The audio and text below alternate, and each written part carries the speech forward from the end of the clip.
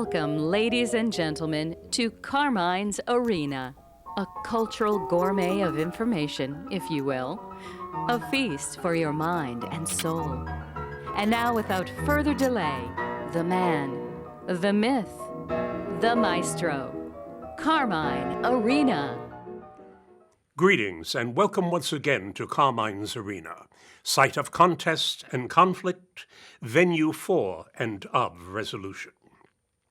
Resolution in terms of focus, remedy, and commitment, both yours and mine, to the preservation, the propagation, indeed the celebration of Western civilization.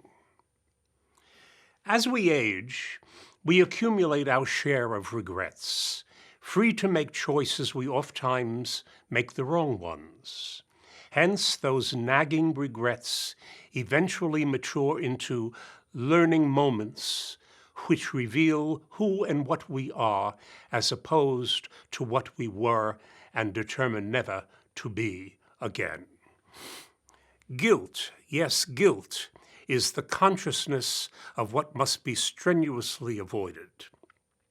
Expiation teaches us to get on with life sans regret, whereas those who repeat what ceaselessly nags at them come to be addicted to their guilt, thus splashing about in their own dirty water of lament and discontent, yet budge not from the whirlpool of their scheduled self-ridicule.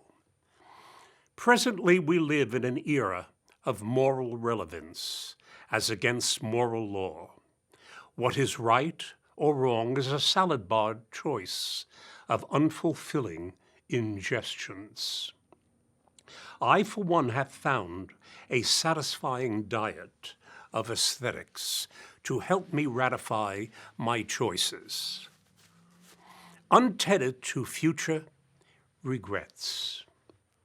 Aesthetics, the theme of this episode, number 127, compels me to ask of my choices, are they beautiful or are they ugly? Are they tasteless or vulgar? Or, yes, are they grotesque? Now let's be clear as to what is meant by aesthetics. Aesthetics refers to the philosophical theory or set of principles governing the idea of beauty at a given time, place, and purpose. Beyond being a philosophical endeavor, aesthetics is also a science concerned with the study of the mind and emotions in relationship to the keenest sense of the beautiful and man's notions of the ugly. The word aesthetics, as we pronounce it, comes from the Greek and can be used, I should say, as synonyms for discriminating, cultivated, and refined. As could be predicted, it wasn't too long before the Germans, French, Italians, and Spanish borrowed the word. Hence, to be aesthetically sensitive and perceptive of pure beauty attracted many great thinkers whose slant and take of what constitutes beauty is a rewarding intellectual and spiritual journey. Therefore, I, at this journey's outset, embark on collating the thoughts and quotes of these great thinkers without stopping to assign attribution. I excuse this theft by reminding all that to steal from one is plagiarism, but to steal from many, as I am about to do, is research. In keeping with this research excuse toward pardon from plagiarism charges, I offer up great minds like Montaigne and much later Nietzsche, who consciously and brazenly play with themes, not citing nor quoting texts as authorities, but pick and choose to make a text their own, blending, blurring, merging, and literally playing with sources as with music's theme and variations. Whatever is borrowed is made one's own, ever deconstructing and soon afterward resolving to a wholeness of newer perspectives. In short, what is shared supports a pedagogy which trains the mind to return to oneself. After all is said and done, one comes to doubt the ability of teaching others through rational discourse alone. Thus, an oblique or indirect style is returned, or required, I should say, to lead others to insight into themselves. This is an act of aesthetics and, yes, love. It is a great comfort to grasp and keep hold of the idea that art says to man that he is loved. Who then, being loved, is poor? All too many of us are still in the gutter, but some of us are looking at the stars. The summit of thought reminds the uneasy ego that when a man is wrapped up in himself, he makes a very small package, a quite fragile, fearful package. Therefore, we must all not ever forsake fear, but learn to courageously master it. For behind every exquisite thing, there was something, yes, something tragic. Beauty is a form of shared genius. Beauty, indeed, is higher than genius, as it needs no explanation. It is one of the great facts of the world, like sunshine or springtime, or the effect in dark waters of that silver shell we call the moon. It cannot be questioned. It has divine right of sovereignty. It enables those who have its sense and yields itself up to those who commence to seek it. For the possible shall always rank higher than the actual. The service of philosophy, of speculative culture towards the human spirit, the human sum of itself, is to then rouse, to startle it to a life of constant and eager observation. For art, aesthetics, and beauty come to you proposing frankly to give nothing but the highest quality to your moments of and as they pass, and simply for those moments' sake. To burn always with this gem-like flame, to maintain the ecstasy is one's vehicle and viable success in life. Life attuned to majesty, not mediocrity. Unfortunately, the most thought-provoking theme in our thought-provoking time is that we are still not thinking.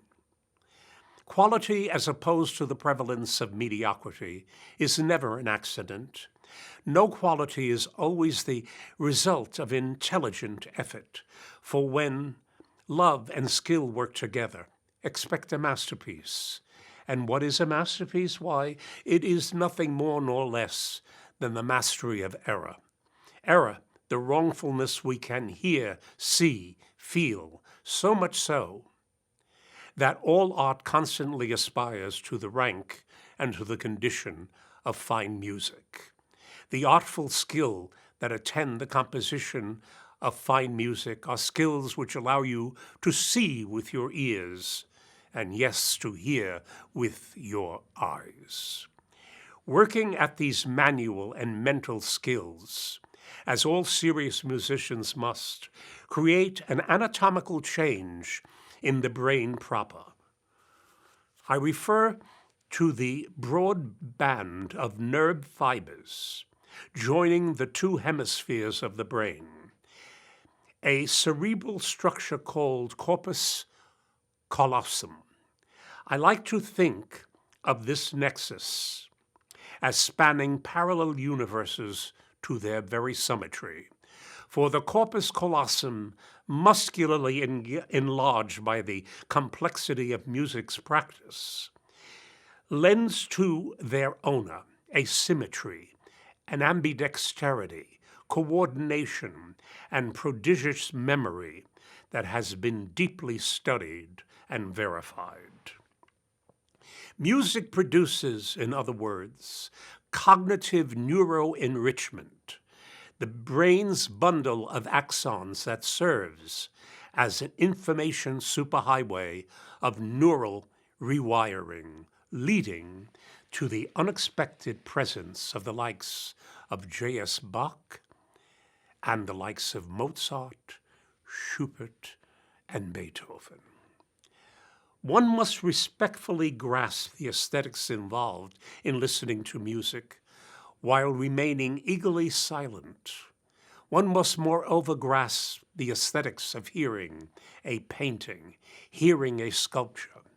Why, even great architecture, which lifts one to the heights of its compass, is naught but frozen music which melts our collective hearts.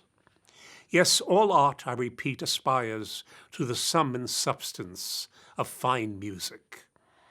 For music shapes the invisible, shapes it with its inexpressible divinity. But let us be clear, when I refer to the magic that's music, I'm not referring to pop, hip-hop, and copperslop. Such is the mob looting of fine art conceived as alternative shopping. Furthermore, love of beauty, we collectively call aesthetics, enables many vulnerable types to resist victimhood, a cultural mania all too commonly practiced for sympathy and advanced for profit. As I've declared one way or another many times before, and do so again for emphasis, suffering is a bad habit. Victimhood longs for victims, as victims long for victimhood, much like the knife longs for the wound, as the wound longs for the knife. Great literature, opera, and drama are rife with such instances longing for self-affliction and self-pity. Hysterics need onlookers. Without onlookers, hysterics revert to genuine sadness. Increase the onlookers to audience size, and behold, hysterics become theatrical, superimposing its fraud over authenticity. An hysteric on TV is reality TV at its most unrealistic, full of sound and fury signifying ever newer camera angles and Dr. Phil's untangles. For reasons far more admirable than the materialistic alone, let us nonetheless follow the money. A hedge fund billionaire reportedly dropped a cool $500 million on a pair of mid-century masterpieces recently in what may have been the biggest art deal in history. Ken Griffin, founder of the Chicago-based investment fund Citadel, snapped up the works by Jackson Pollock and William de Kooning from fellow billionaire David Geffen. This transition was reported by Bloomberg News. This record surpasses the previous record of $300 million for a work by Paul Gauguin. Ken Griffin is worth, according to Bloomberg, 5.6 billion smackers. In December, he donated $40 million to New York's Museum of Modern Art, one of the largest gifts in the institution's 85-year history. If you are familiar with the works of Pollock and de Kooning, you will easily come to comprehend that beauty doesn't necessarily suggest the sweet and pretty, a common mistake of newcomers on museum trips. Beauty is an acquired taste provided by genius whose imagination ceaselessly explores bigger truths. Given a chance, we, as silent viewers, who attempt to listen and hear their works, soon come to realize that their expression is far from mute. Yes, those bigger truths of which I speak evoke into bigger truths about our once cowering, yet now courageous self-flowering. And the event you think what I've said about statistics is elitism, you are correct. As elite-oriented as Cro-Magnon cave dwellers who painted cave walls with expressions shaped unto matchlessness. Yes, all too many since have gone wrong. Wrong in the belief that it is cool to be a lowlife, vulgar, tasteless, and perversely enamored of much that cave dwellers would have found grotesque. Yes, their matchlessness discovered the technique attendant on perspective in painting, a dimensionality that they perceived and then forgotten by modern man until the early Renaissance in Italy. Yes, my dear listeners, our ancient ancestors' primordial brush tickled awake our unspoken sense of God, beauty, and transcendence, a trinity from which all too many have fled, yet if fortunate, revisit, if only on crutches. As a classically trained pianist and musician, were I to be isolated on an unmapped isle, I would want to have secured the possession of one giant masterpiece for keyboard, that being the Johann Sebastian Bach composition entitled The Well-Tempered Clavier. Though isolated, this score would restore my sense of order and give me hope, peace, and the blessings of Western civilization.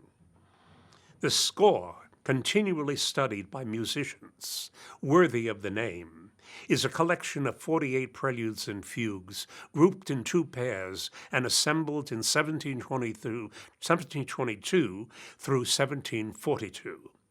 Each pair contains 24 paired preludes and fugues, one prelude and one fugue for each major and minor key, beginning with C major and ascending chromatically.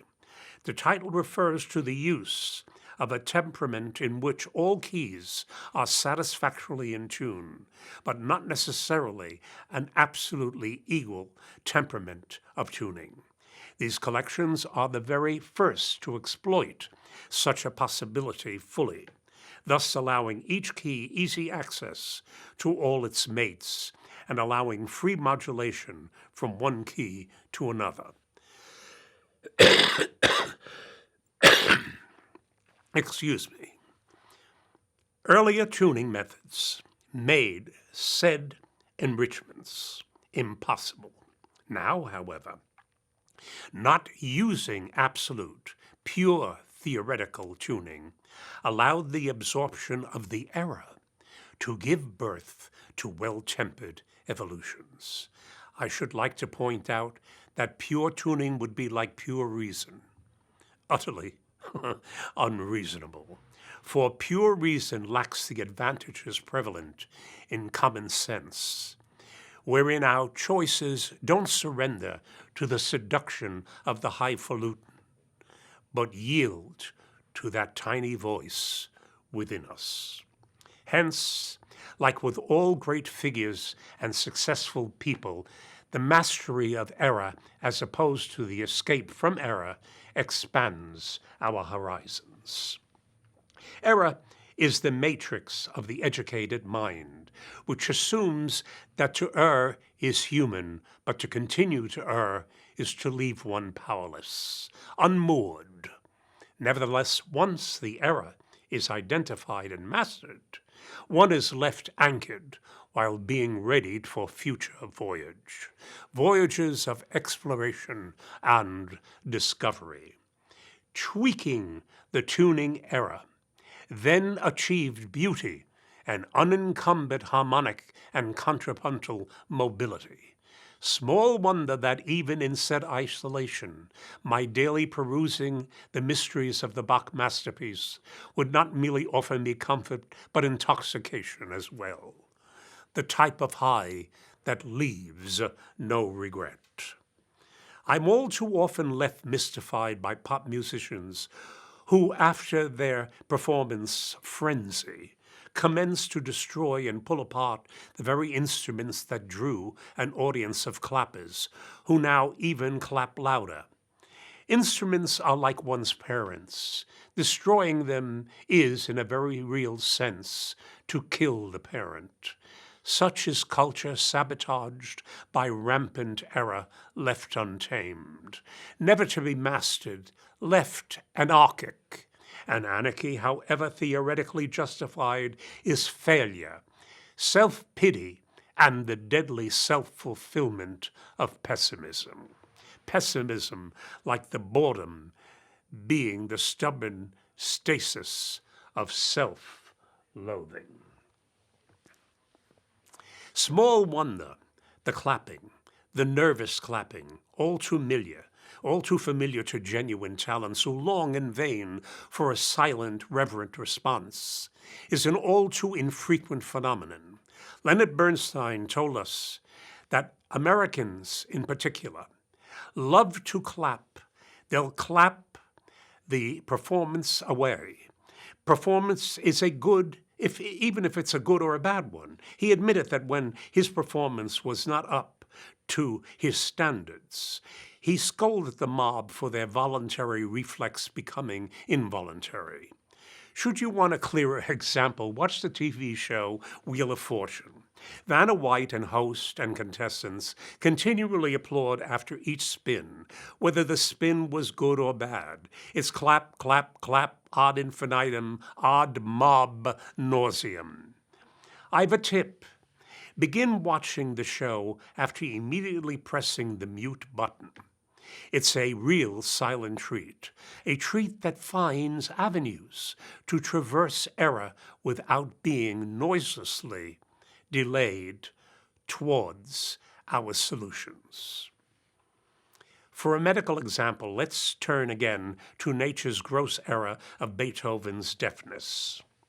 Beethoven's deafness almost led to his suicide. We are all his legatees, along with civilization itself, that this great master changed his mind from suicide by surpassing his infirmity unto transcendent insight. His resignation was not surrender, but his, and by extension, our triumph and victory over circumstance. If you have a mind, look up Beethoven's Heilige Stadt Testament.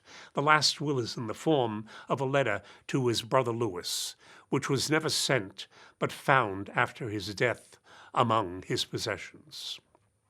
My friends, reality, when skirted, avoided, and evaded, becomes the fraud that ends up hawking for the false ideals. The act of cowardice is the perennial surrender to error by, for example, the political left. Its failure is its long, glaring history. What one can get over, get past. Life is more real than, let's say, Planned Parenthood. Life is as real as your MRI and or CAT scan, as real as your DNA, fingerprints, voice print, not to mention your facial features in structural frame, or human's abortion as one damned shame. The left asks us to love one another, but what it really seeks is that we become one another. Hence the false pluralism that makes leftist tyranny no better than right-wing tyranny. Excuse me. When we become one another, even when it's shoved down our throats, why then we vote as a block of blockheads. Blockheads become pigs in a pastry shop, the pastry shop of American exceptionalism, where once treats now have become threats. Such be diversity's perversity.